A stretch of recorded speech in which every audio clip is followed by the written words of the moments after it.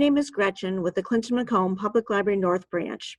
I do a lot of the adult crafting classes at the North Branch, and today I'll be talking about polymer clay and sharing some design ideas for decorating your Michigan magnet. Polymer clay is a plasticized vinyl modeling putty. It was completely new to me. We often try out new products and ideas for crafts at the North Branch. I experimented with a couple different brands. The first one was Fimo Soft. The second brand was Sculpey Souffle. I ended up going with the Fimo Soft for these shapes simply because I needed to find enough blocks of clay for all the participants in the class.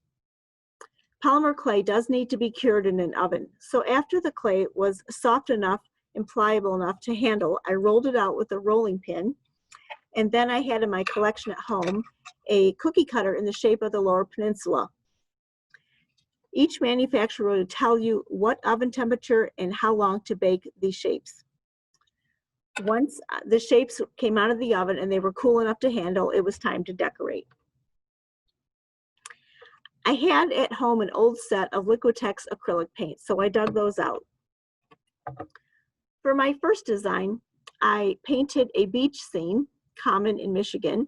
Here you have waves with white caps, the sand dunes and sun. And to create the birds in the sky, I used a fine point Sharpie marker to draw those in. My second design was done completely with Sharpies. It sort of has a Zentangle vibe to it.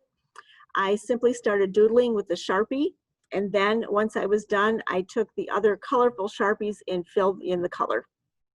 It's important to note that Sharpies are not archival pens.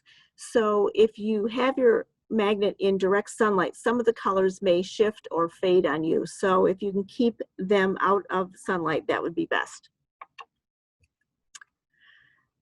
My third design was very simple. I did a little heart where I live, and then I colored the edges of the magnet in the same color.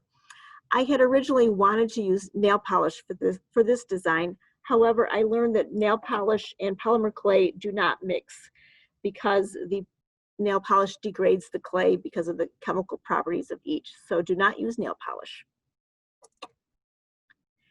In my final design, it was kind of like a tour of Michigan, highlighting some of the cool and unique things about our state.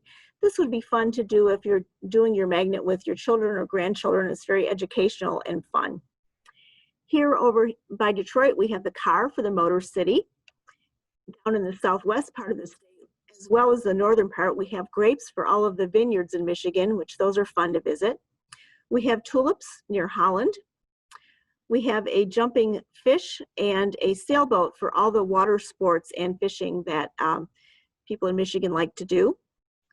By Traverse City, we have the cherries, and Michigan grows 70% of the U.S. supply of tart cherries. Here up north, we have a skier. We all enjoy the Four Seasons in Michigan. Over by Port Huron, I have the Fort Gratiot Lighthouse.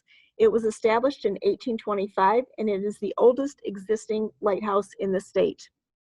In the middle, we have the white-tailed deer, which you see everywhere throughout the state. Because we are surrounded by water in the Great Lakes state of Michigan, I did color all of the edges of the magnet in blue.